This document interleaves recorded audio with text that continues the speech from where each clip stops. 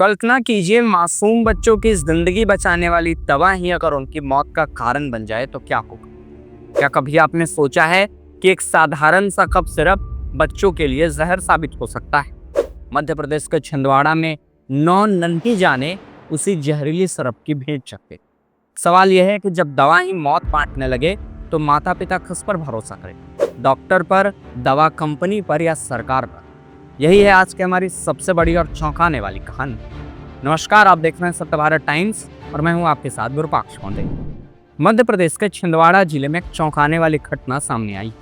जी हां, मध्य प्रदेश के छिंदवाड़ा जिले में कोल्ड ड्रिंक कप सिरप के सेवन से 9 बच्चों की मौत हो गई।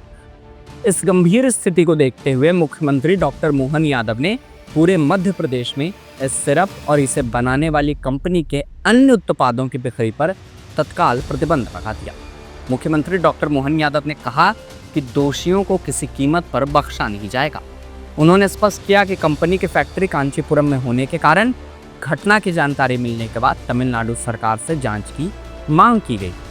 तमिलनाडु सरकार ने भी तुरंत कार्रवाई करते हुए पूरे राज्य में कोल्ड ड्रिंक सिरप की बिक्री और उपयोग पर पूर्णतः प्रतिबंध लगा दिया। कंपनी को स्टॉप प्रोडक्शन ऑर्डर जारी किया गया और मैन्युफैक्चरिंग लाइसेंस कैंसिल करने के लिए सो कॉज नोटिस भी जारी किया गया। केंद्रीय औषधि मानक नियंत्रण संगठन यानी CDSCO के निदेशक डॉक्टर राजीव सिंह रघुवंशी ने भी राष्ट्रव्यापी अलर्ट जारी किया है और दवा निरीक्षकों को निर्देश दिया कि इस फार्मेसी की शेल्फ से कोल्ड ड्रिंक को हटा। घातक सिरप में मिला एक जहरीला रसायन। तमिलनाडु की स्टेशन फार्मास्यूटिकल्स द्वारा कांचीपुरम के सुंगूरवर चत्रम में बनाए गए सिरप की जांच में चौंकाने वाले तथ्य सामने आए। चेन्नई ड्रग्स टेस्टिंग लैबोरेटरी की रिपोर्ट में पाया गया कि कोल्ड ड्रिंक सिरप में 48.6% डाइथिलीन ग्लाइकॉल यानी DEG और इथिलीन ग्लाइकॉल यानी EG नामक औद्योगिक रसायन मिले हुए। ये पदार्थ एंटीफ्रीज, ब्रेक फ्लूइड, पेंट और प्लास्टिक बनाने में उपयोग होते हैं और मानव उपभोग के लिए अत्यंत घातक माने जाते हैं। इन रसायन के सेवन से पेट दर्द, उल्टी, दस्त, पेशाब न आना, सिरदर्द, मानसिक स्थिति में बदलाव और गुर्दे की विफलता हो सकती है, जो अंततः मृत्यु का कारण बन सकती है। स्वास्थ्य विशेषज्ञों का भी कहना है कि डाइथिलीन ग्लाइकॉल और इथिलीन ग्लाइकॉल दोनों ही अत्यंत विषाक्त पदार्थ हैं जो गुर्दे, लीवर को गंभीर नुकसान पहुंचा सकते हैं। बच्चे विशेष रूप से इसके प्रति संवेदनशील होते हैं क्योंकि उनके अंग अभी भी विकसित हो रहे होते हैं और उनके शरीर का वजन भी काफी कम होता है। इन घटनाओं के बाद स्वास्थ्य सेवा महानिदेशालय यानी DGHS ने भी एक महत्वपूर्ण सलाह जारी की है। उन्होंने कहा कि 2 साल से कम उम्र के बच्चों को कप सिरप बिल्कुल ना दें।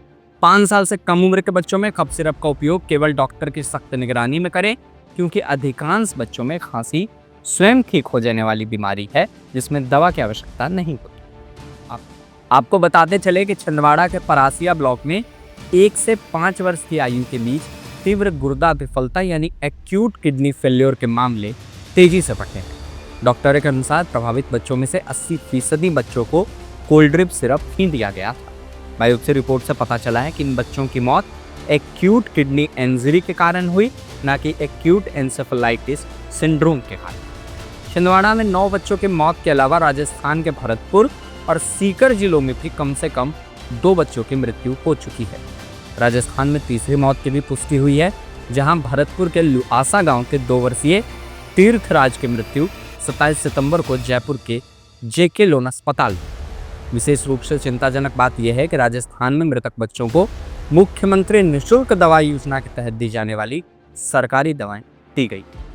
सीकर के 5 वर्षीय नित्यांश को डेक्स्ट्रोमेथॉर्फन हाइड्रोब्रोमाइड सिरप दिया गया था, जिसके कुछ घंटे बाद ही उसकी मौत हो गई। राजस्थान में इस घटना के बाद बयाना में कम्युनिटी हेल्थ सेंटर के डॉक्टर ताराचंद योगी ने सिरप की सुरक्षा साबित करने के लिए सार्वजनिक रूप से सिरप दिया, लेकिन कुछ घंटे बाद वो बेहोश हो गए, जिससे इस बात की पुष्टि हो गई थी कि सिरप में वास्तव में कुछ गड़बड़ियां थी। राजस्थान में केशन फार्मा के उत्पादों से जुड़ी मौतों ने सरकार को सख्त कार्रवाई करने पर मजबूर किया। चौंकाने वाली बात यह है कि 2012 से अब तक इस कंपनी के 10,119 नमूनों की जांच की गई है, जिनमें से 42 नमूने घटिया गुणवत्ता के पाए गए। इसके बाद राजस्थान सरकार ने ड्रग कंट्रोलर राजाराम शर्मा को निलंबित कर दिया और केसन फार्मा के सभी 19 प्रकार के दवाओं की आपूर्ति रोक दी। वहीं डेक्स्ट्रोमेथॉर्फन युक्त सभी कफ सिरपों पर पूर्णतः प्रतिबंध लगा दिया। आपको बता दें कि ये पहली बार नहीं है जब भारतीय कफ सिरप से बच्चों की मौत हुई। पिछली घटनाओं को देखें तो 2019-2020 में जम्मू के उधमपुर में डिजिटल विजन कंपनी के कोल्ड बेस्ड पीसी सिरप से 12 बच्चों की मौतें हुई थी। जांच में पाया गया कि सिरप में 34% से अधिक डाइथिलीन ग्लाइकॉल। गौर करने वाली बात यह है कि आज तक इस मामले ने चार्जशीट तक दाखिल नहीं की। 2022 में गाम्बिया में 66 बच्चों की मौत हुई, जिसमें मेडन फार्मास्यूटिकल्स द्वारा निर्मित 4 कप सिरप से 66 बच्चों की मौत हो गई। WHO ने सिरप में अस्वीकार्य मात्रा में DEG और EG की उपस्थिति की पुष्टि की। 2023 के उज्बेकिस्तान में 18 मौतें हुई थीं, जिसमें मैरियन बायोटेक के कप सिरप से बच्चे मरे थे। इन घटनाओं ने भारतीय दवा नियंत्रण के प्रणाली की गंभीर खामियों को बहुत बार उजागर किया है।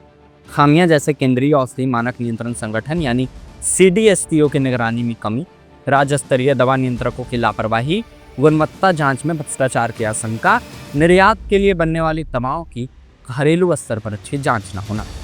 इन घटनाओं के बाद भारत सरकार ने कुछ सुधारात्मक कदम भी उठाए। उन कदमों की बात करें तो जून 2023 से निर्यात होने वाले सभी कफ सिरप की जांच अनिवार्य कर दी गई है। सरकारी प्रयोगशालाओं में एनालिसिस सर्टिफिकेट अनिवार्य किया गया।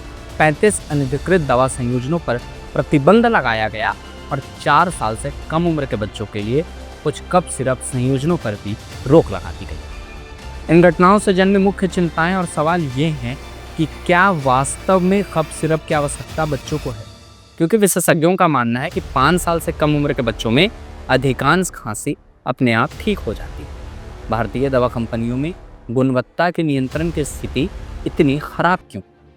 36% दवा फैक्ट्रियां जहां मानकों का उल्लंघन कर रही हैं और इन मामलों में दोषी कंपनियों के खिलाफ कोई कार्रवाई नहीं होती।